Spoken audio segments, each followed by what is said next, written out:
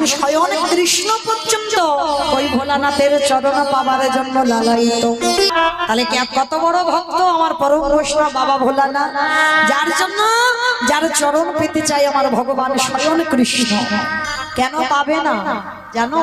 এই ভগবান ভোলানাথের আর একটা নাম হচ্ছে নীলকণ্ঠ, জানো তো? ভগবান সমুদ্র মন্থনে ভালো ভালো জিনিসগুলো বাবা সব ভাগাভাগি করে নিল, আর যখন কালকুট বিষটা উঠলো কেউ নিতে চাইছে না, ভক্ত কারে কয় দেখো, তখন ভোলানাথ বলেছিল আমি পান করব জগতের মঙ্গলের জন্য, সবার মঙ্গলের জন্য।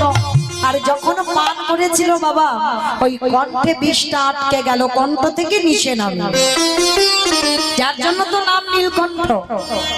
নারদ মুনি প্রশ্ন করেছিল, আচ্ছা ভোলানাথ একটা কথা বলবো, তুমি বিষটা খেলে, সমুদ্র মন্থনে বিষ উঠলো, তুমি বিষ খেলে, কিন্তু যখনই কেউ কিছু খায় আর তো পেটের ভিতরে যায়, তাহলে তুমি বিষটা যে খেলে তোমার কণ্ঠে আটকে গেল কেন আর ভিতরে গেল না কেন?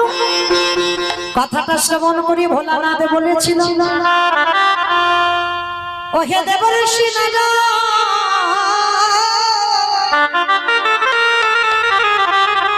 তুমি বোধহয় জানো না এই হৃদয়ে আমার গোবিন্দ বাস করে। এই বিষ যদি আমার কণ্ঠ থেকে আমার হৃদয়ে যায়, তাতে আমার গোবিন্দ বড় ব্যথা পাবে।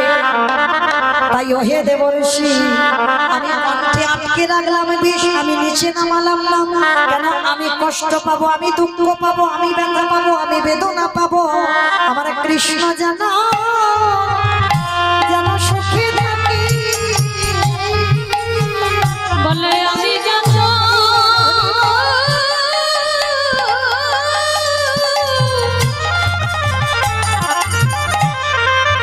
দুঃখ পাই না কেন,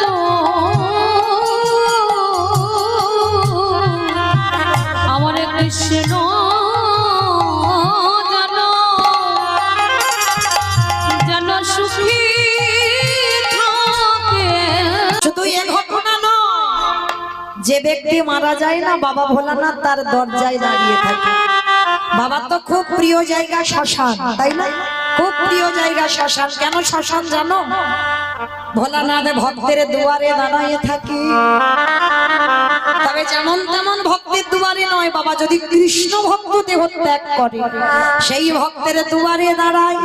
আর তার দেহটা নিয়ে যখন শ্মশান ঘাটে যায়, আর দেহটা পুড়িয়ে যখন ছাই করে চলে আসে,